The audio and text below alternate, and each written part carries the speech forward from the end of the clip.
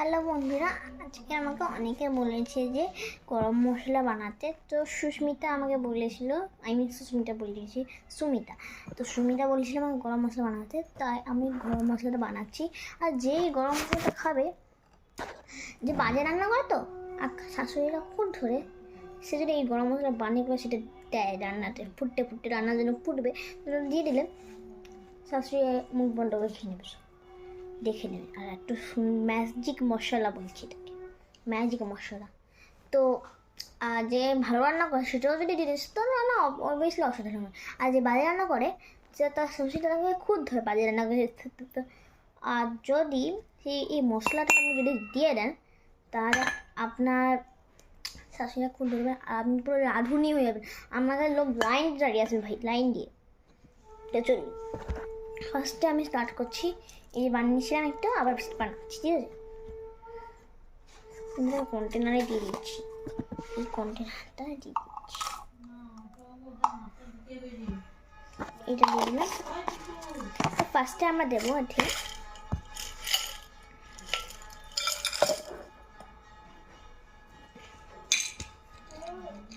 কিছু ব্যাপার না, আমাদের ঘরে অবভিয়াসলি আছে, মানে দুটো এলাচ দেবো।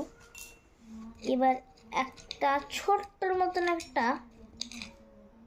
কাঠচুকলি, তারপরে খুব অনেক বেশি করে একটু ক্লভ দিয়ে দিতে পারেন। আমার কপটা না খুব ভালো লাগে।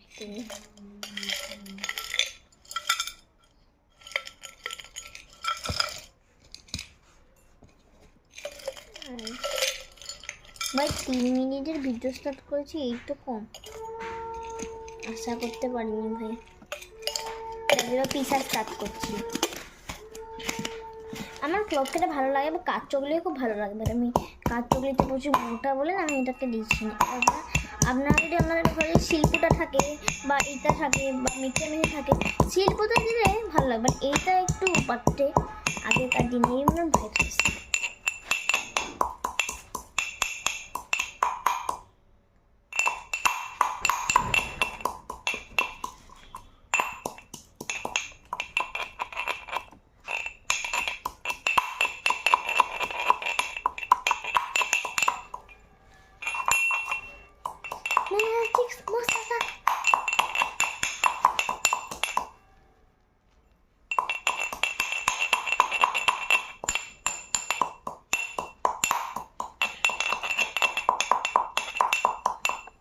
এই দেখুন রেজাল্ট, ফাইনাল রেজাল্ট। আর এটা দেখুন, আমাকে সুস্মিতা বলেছে বলে আমি সেইটা না, টাটা।